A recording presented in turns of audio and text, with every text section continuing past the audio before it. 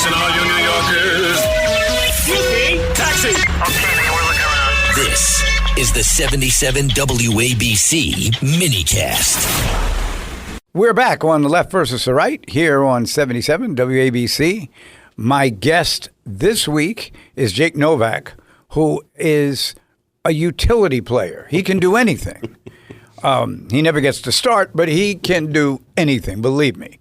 And that's why I selected him to give us an analysis of President Trump's roadshow this week, all the cities he's going to and championing the victories that he won in his first year of office and also in his first term back in 2017.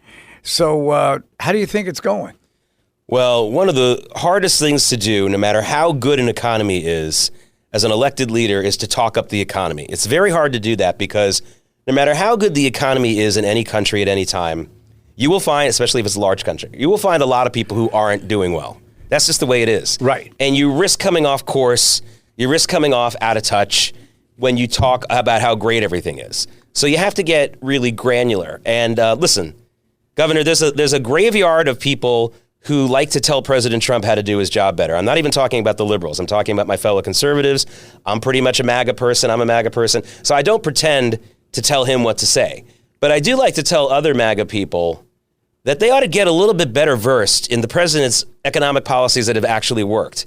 It drives me nuts that almost every MAGA person I meet has no idea about the most important part of President Trump's 2017 tax bill, which doubled the standard deduction for people who don't itemize, which was a huge reason for the economic boom during most of his first term.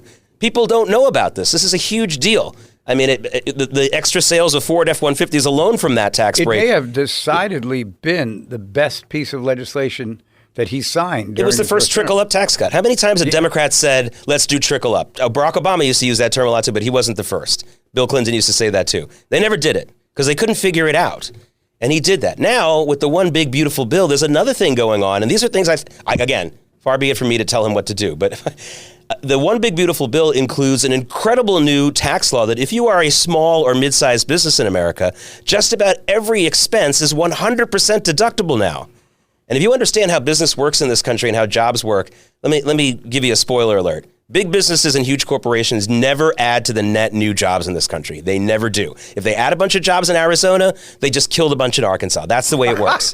It always works that way. Small business is where we get net job growth. And if you're a small business and you're buying a laptop, you're buying a truck, you're buying a van, you're buying a freezer for your ice cream shop, it is 100%. The depreciation is incredible. The amount of a break this is going to, and I think it's already starting to show some traction.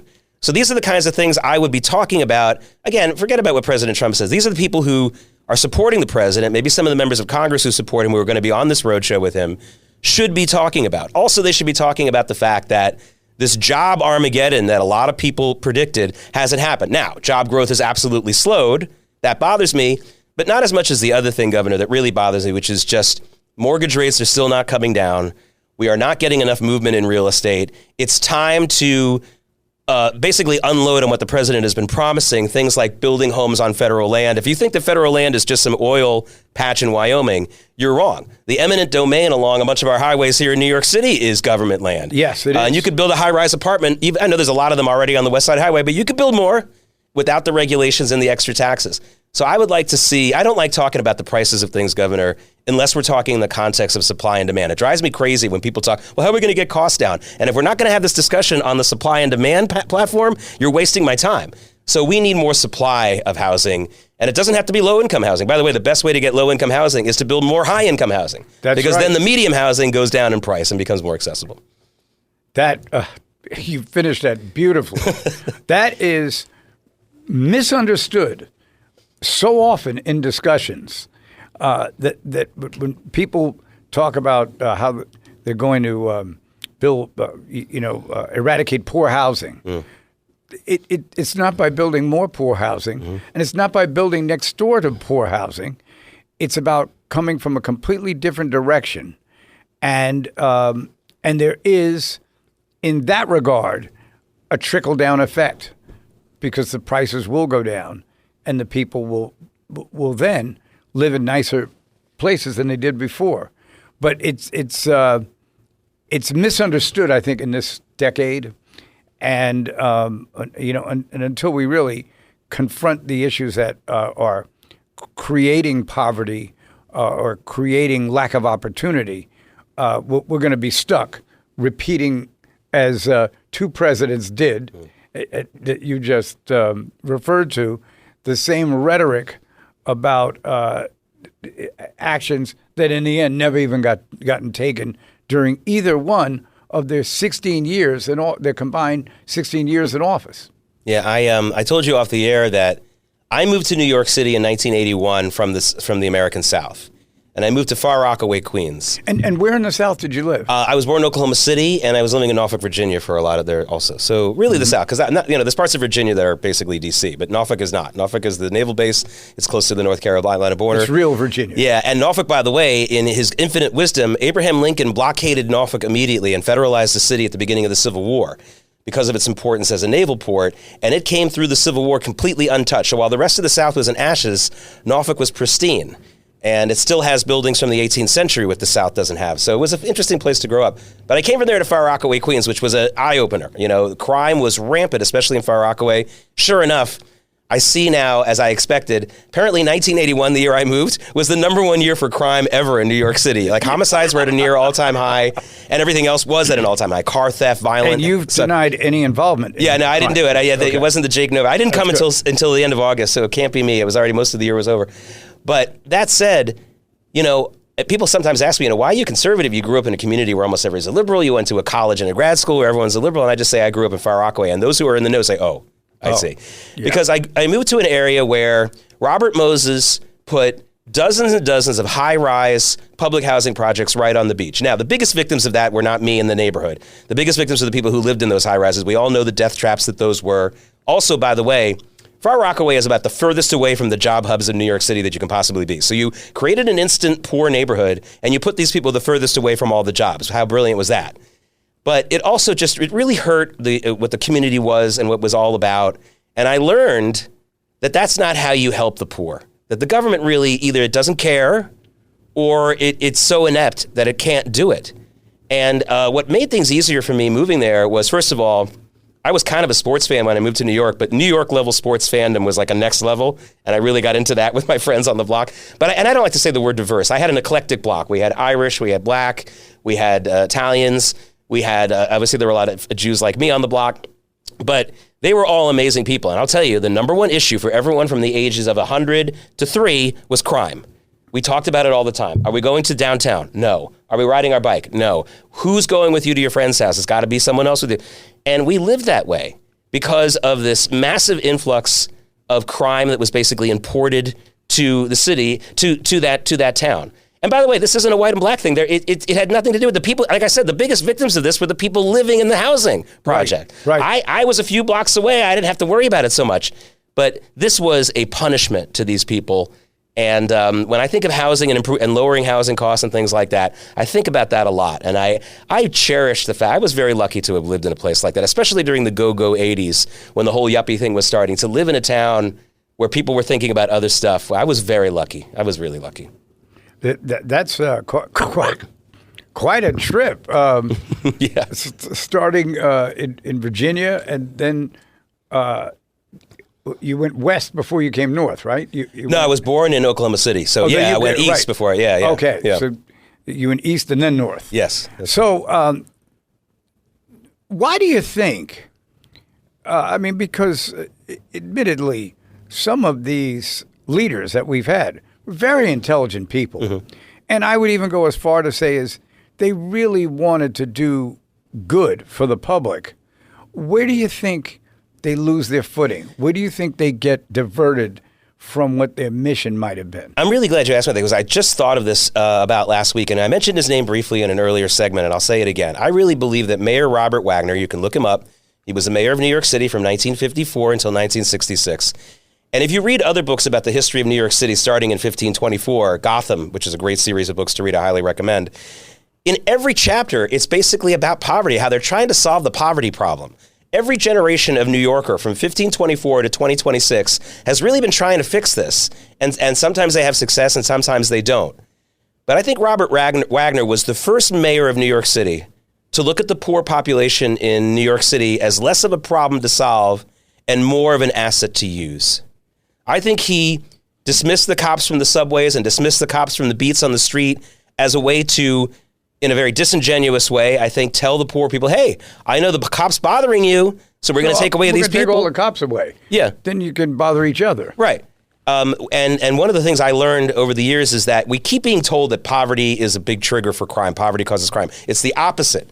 Crime causes poverty. You show me a poor neighborhood and give me enough time, and I will trace back the major crime that was committed to create the poverty there. Crime causes poverty. You could say the crime of slavery in the United States created the poverty of the African American community in this country for many, many years, with not enough exceptions yet. All that kind of stuff. So, hey, that is, I think Robert Wagner was the first to do that, and Lindsay picked up on that as well, his successor, John Lindsay. And it doesn't mean that Robert Wagner was necessarily an evil guy, but he was a politician. And he looked at the poor population in New York as some group that he could possibly use as a coalition to keep him in power by throwing them these supposed, I don't know. I assume he got a lot of support, but not because he took the cops away. But the broken window stuff and the removing of the cops from these neighborhoods for 40 years after that, until we fixed it under Giuliani, although it's the people of New York who made the change. There's no politician who makes a great change without the people first, so that's another thing. But until that, we had 40 years of punishment for what Robert Wagner did. Listening to you, Jake, something flashed into my mind, so I might as well tell you before it flashes back out. There was an episode of All in the Family when they got robbed. Like these two black men came in and robbed them. And they tied up Archie, and they're carrying on, and while one of them is packing up stuff that they're going to steal, the other one is talking to Archie, and he says, why you guys in here doing this? You should be out working or something. Like, well, we don't have any jobs. Blah blah blah blah blah. So then, fortunately, the late Robert Reiner, playing the meathead, says to them, you don't understand him. He doesn't understand the plight that African Americans have to go through. And one of them, who I think was Cleavon Little, said, and you do. He says, yeah. That's right. He says, well, how did you learn about it? He goes, oh, I read about it in my sociology class. So that was the interesting collision of progressivism with reality, which is that you can't just think that you can change a few things around and it's going to change something. You've got to trace the root, as you said, as to why a bad neighborhood became a bad neighborhood. Yeah, look at all these illegal immigrant housing and things that we're seeing in these sanctuary cities, which, by the way, if you live in a city where they're saying, we're not going to wait for a law to be changed, we're just going to disobey the law, you can't pick and choose. If you say you disobey one law, then that means you disobey the law, period, in my opinion. And I don't think I'm wrong about that. But who's going to want to do business in these cities right now when all of this is going on? And they are absolutely giving an economic death sentence to these areas. It's like dropping a bomb in these communities. And it's a shame. It's a terrible shame. But I'll tell you another Far Rockaway story, because this gives in, again, why. I came to a New York where crime was totally a bipartisan issue and crossed every line. Right. 2 or 3 days after we moved, my father was the rabbi of one of the local congregations, and a cop came to the house and said, Rabbi, there was a observant Jewish boy, 19, 20 years old, who was murdered last summer, steps from your home. The trial is starting soon. It's an all-black jury. Can you please get members of your synagogue to sit in the court every day, because we're worried there's going to be an acquittal because the people who killed this guy were young black men. Well, let me tell you something. That jury came back in 15 minutes, not only convicted these guys, but gave them the most maximum sentence. And I said to my dad, I was only like 11 or 12 years old. I said, I don't think that cop understands this neighborhood. Okay, everyone was sick of it. Everyone was just sick of it at that point. And we didn't care who the perpetrator was, and we didn't care who the victim was. We just wanted crime to end. And that's why we eventually got the William Brattons and the Rudy Giulianis. And all credit to them. I'm not trying to take credit away from them. But whether it's the abolition of slavery or the improvements against crime that we've seen or technological improvements in America, it is always the people who do it first and the politicians come second. Hopefully they get the drift. President Trump has a following in the black community. Mm-hmm. And friends of mine will not all the time, but will take up for him about certain issues that he's confronted.